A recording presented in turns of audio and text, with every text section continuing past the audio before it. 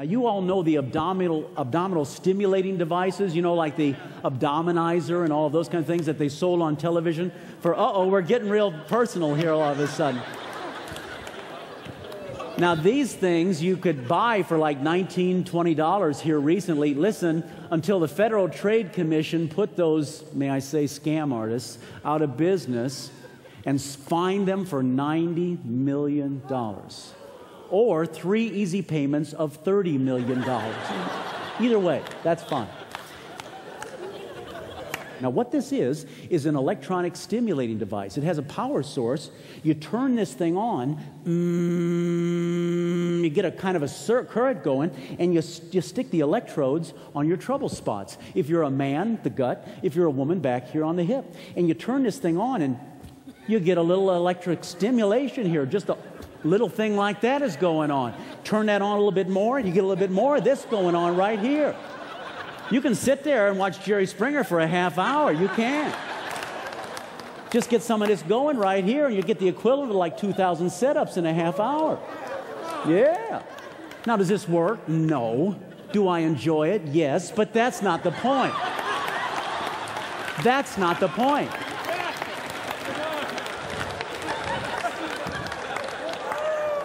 Obviously, we're trying to increase fiber intake in bread, and white bread doesn't have much in it. So I hope you all see that if you're eating wheat bread, you might as well go back to white bread because you're already eating white bread. But if you're eating whole wheat, then you've arrived. But you might want to know, how can I tell if a product has fiber in it or not? Well, I want to show you the David Meinz fiber test. So when you have a product like this and you're not sure of the fiber content, just slightly apply just a little bit of pressure. Just a little bit of pressure. See, that's low fiber. That's what that is. Low fiber.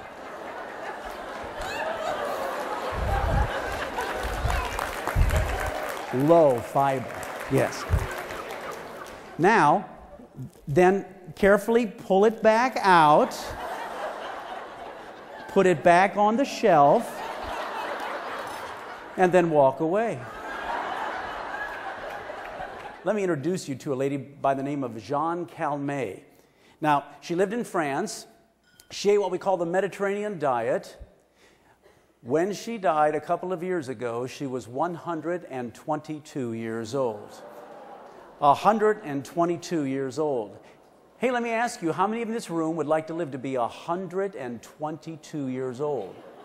Not many hands. How many of you like to live to be 100 years old? Still not many hands. How many of you want to make it till next Friday? Raise your hand. Come on. Now, the reason you don't raise your hand for 122 or 100 is because it's not just about quantity, David. What's it about, everybody? Quality. Exactly right. Very good. What good is it if we keep you alive in a nursing home with tubes up your nose for the last couple of years of your life? Nobody wants that, but that's not the life she had. Her mind was sharp. Her body worked fine till the last couple days of her 122 years. Now, you need to know something else about this woman. Obviously, she was married, and she was married a very long time. How many of you have heard that marriage is good for your health? Have you heard that? It's been around for some time. Listen, that's true. Yes, even your marriage. Yes, that's right. Now listen, the benefit is not the same for both partners though. Watch this. We know that who dies first affects the longevity of the remaining spouse, but in different ways. For example, and some of you know stories like this. If the wife dies first, in most cases, the husband's health goes down pretty fast. And some of you know stories like that. We're not sure why this is. It could be because most men don't know how to cook and they starve to death. Yes, yeah. We're not sure. But the opposite is not true. Watch this. If the husband dies first, in most cases, the woman just keeps on going. Yeah.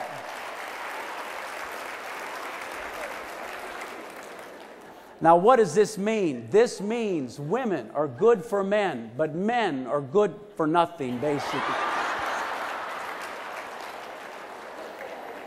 All right, it wasn't that funny. Now, hold on just a minute. Come on over here.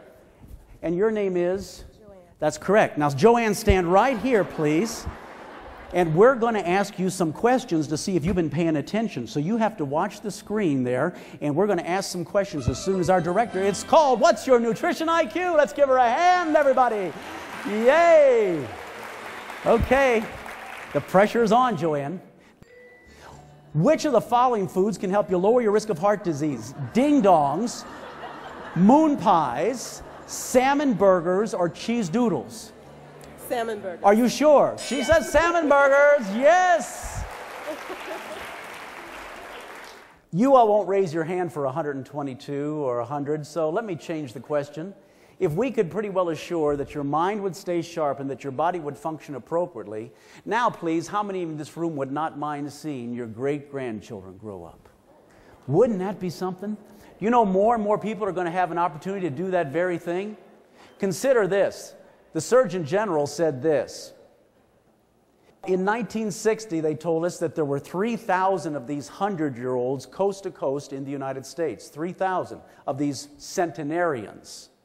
Don't be impressed by that. Today, this is the fastest growing subpopulation group in America. There's not 3,000 of them today. Today, there's 70,000. Centenarians, 100-year-olds, and half of them live independently, and they're doing just fine, thank you very much. And you know what? Our odds should be even better because we have access to preventive health care that a lot of them never did. How many of you in this room were born between 1946 and 1964? You're a baby boomer. Raise your hand. Now, you know there's a whole bunch of us out there, and whatever we do affects all of society because there's just so many of us. What's going to affect longevity, too, watch this. In the year 2050, not that long from now, the average baby boomer who's still alive will be 100 years old at that time. And when that happens, there's not going to be 3,000 or 70,000 of these centenarians in our country. There's going to be right at 1 million. This is going to change everything. The whole nation's going to look like Florida.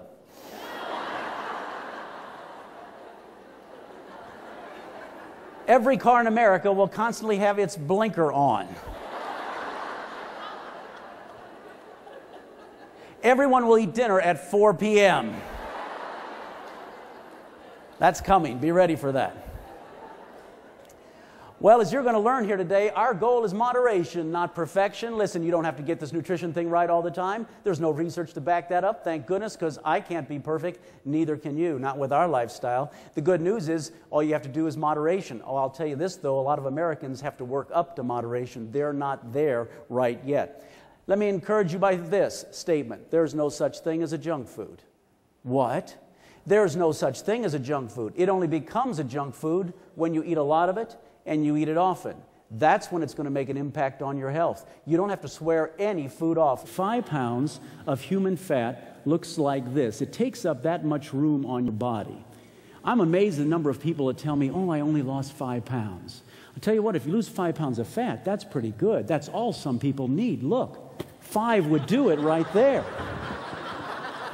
That's pretty good. Okay, 10. The point is, 5 pounds of muscle only takes up half that amount of space. Let's say between now